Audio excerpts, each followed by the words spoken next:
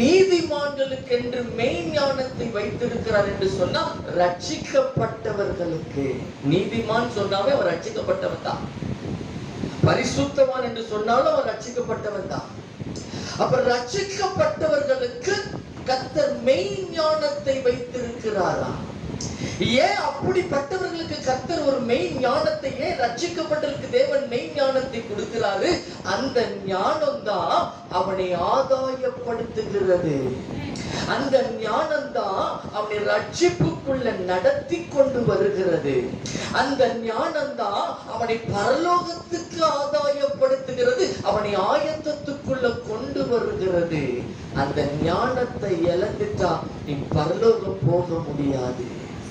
நீ நீதிமானாக இருந்தாலும் சரி, நீ ரட்சிக்கப்பட்டவர்களா இருந்தாலும் சரி, ஞானம் இல்லைன்னா